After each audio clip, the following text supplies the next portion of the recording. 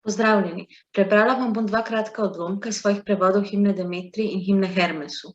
Pričela bom s himno Demetri, ki pripoveduje o vegetacijskem mitu, o spustu Persefone v podzemlje in njeni vrnitvi, o jezi njene matere Demetri, ki je na človeštvo priklicala lakoto, in pa mitološko utemeljuje ustanovitev eleuzinskih misterijev.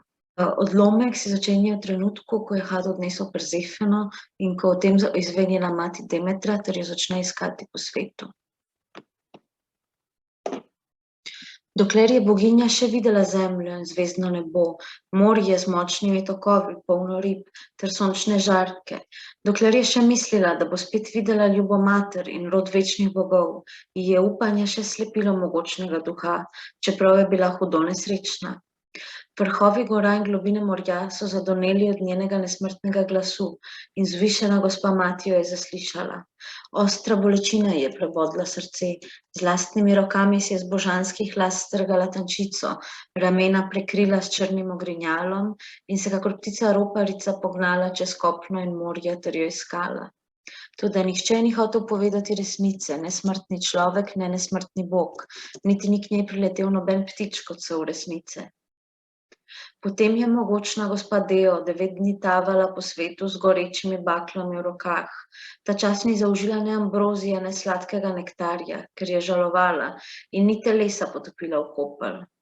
Ko pa je napočila 10. zarja, prinašalka luči, jo je prestregla Hekata z baklo v rokah. In glej, prinesla ji je novice, spregovorila je in ji rekla: Mogočna gospa Demetra, ki prinašaš letne čase in daješ bleščeče darove, kdo od nebeških bogov ali od smrtnih ljudi je ugrabil Persefono in ti dušo napolnil z bridkostjo?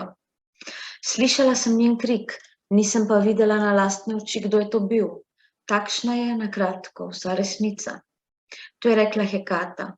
Hči lepolase Reje pa ni črhnila niti besede, ampak je skupaj s Hekato planila naprej z gorečimi baklami v rokah.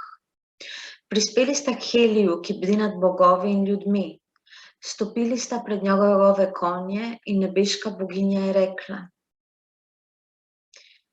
Heli, izkaži mi, boginji, spoštovanje, če sem ti kdaj z besedo ali dejanjem ogrela srce in dušo. Slišala sem dekle, ki sem ga rodila, sladko hčer, slovečo po lepoti. Njen glasni krik skozi jalovi zrak, kot bi jo kdo ugrabljal, nisem pa videla tega na lastne oči. Ti pa s svojimi žarki z božanskega neba gledaš navzdol na širno zemljo in morje. Iskreno povej, si videl mojo ljubo hčer in kdo jo je daleč od mene na silo odpeljal, čeprav ni hotela, pa naj si bo bog ali človek. Na te besede ji je Hiperionov sin odgovoril: Hči lepolase Reje, vladarica Demetra, izvedela boš, kaj ti zelo te častim in smiliš se mi, ko žaluješ za hčerijo z vitkimi gležnji. Izmed nesmrtnih ni kriv nihče drug, kakor Zevs, ki kopiči oblake. Dal jo je Hadu, lastnemu bratu, za rosno mlado soprogo. Ta jo je s svojimi konji ugrabil, odvedel v meglene temine, dekle pa je strašno kričalo. Toda boginja, nehaj tako žalovati. Ni prav, da še vedno tako strašno besniš brez razloga.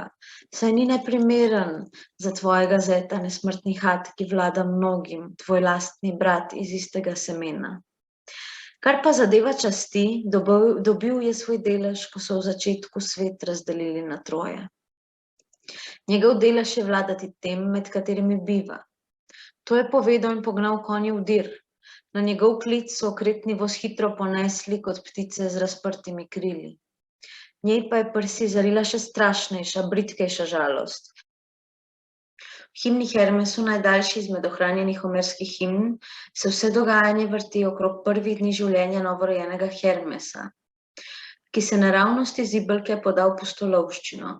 Ker se rodi v zakotni votlini daleč od Olimpa, njegova mati je namreč nimfa Maja, si mora sam izboriti časti, Timaj, za katere meni, da mu pripadajo kot sinu Zevsa. Tako se odloči ukrasti govedo starejšega brata Apolona. V odlomku, ki sledi, je Apolon že izvedel, kdo mu je ukradel govedo in pridrvel v Majino votlino, da bi se soočil z novorojenčkom Hermesom. Ko ga je sin Zevsa in Maja opazil, Apolona, ki strelja iz daljave, jeznega zaradi goveda, se je zaril svoje dehteče plenice. Kot lesni pepel zagrne žerjavico, ki ostane od hlada, tako se je Hermes, brž ko je videl strelca, ki jo daleč zadeva, zvil klopko. Glavo in noge in roke je pritegnil tik k sebi, prav kot bi sveže okopan klical sladki spanec. V resnici pa je bil buden, pod pazduho je stiskal želvo. Videl ju je, ni ju spregledal sin Zeusa in Leto, prelepe gorske nimfe in njenega ljubega sina, malega otročiča, povitega v zvite ukane. Premeril je vse skrivne kote mogočnega doma, potem pa vzel sijoči ključ in odprl 3 svete shrambe, prepolne nektarja in sladke ambrozije. V njih je našel veliko zlata in srebra, kump nimfinih škrlatnih in belih oblek, kakršne skrivajo svete palače blaženih bogov. Ko je preiskal skrivne kote mogočnega doma, je sin Leto ogovoril slavnega Hermesa. Dečko, ti, ki ležiš v zibelki, razkrij mi, kje je govedo, pa brž, sicer se bova prav grdo sporekla. Zgrabil te bom in te zabrisal v mračni tartar, brezupno, brezizhodno temino. Ne mati, ne oče te ne bosta privedla na beli dan, ampak boš taval pod zemljo, kjer boš poveljnik mladih ljudi. Hermes pa mu je z vijačnimi besedami odvrnil. Sin Leto, kaj hočeš reči s temi obtožbami? K meni prihajaš iskat govedo na polju živeče? Nisem videl, nisem vprašal, nisem slišal drugih govoriti, nič ti ne morem razkriti, ne morem sprejeti plačila za ovadbo, ne spominjam na goniča goveda, močnega moža. To niso dela zame, pomembne so mi druge reči. Pomembna sta mi spanec in mleko naše matere, da imam povoje okrog ramen in tople kopeli. Kaj bo, če kdo izve, od kod se je vzela ta zdraha? Med nesmrtniki bi izbruhnilo hudo začudenje, če bi komaj rojeno dete prečkalo preddverje z govedom, ki se pase po poljih. Tvoje obtožbe so nespodobne. Včeraj sem se rodil, moje noge so nežne, tla spodaj pa groba. Če pa bi rad, bom svečano prisegel na očetovo glavo. Zagotavljam, da niti jaz sam nisem krivec, niti nisem videl koga drugega krasti vaših krav, karkoli že krave so. Samo slišal sem zanje. To je rekel in bliskal z očmi naokrog, prizdigoval obrvi in škvigal s pogledom. Si zateglo požvižgaval, češ da posluša prazne marnje.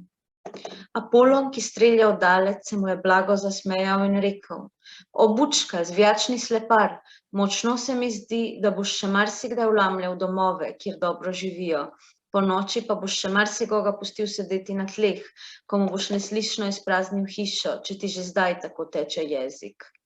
Veliko pastirjev pod milim nebom živečih boš po gorskih soteskah spravil v obup, kadar boš zahlepel po mesu in boš naletel na njihove črede goveda in trope ovac. Dajmo, če nočeš zaspati zadnjega in poslednjega spanca, splezaj zibelke, tovariš črne noči. Ta čast pa bo odslej med bogovi tvoja, vse dni ti bodo rekli, vladar vseh tatov.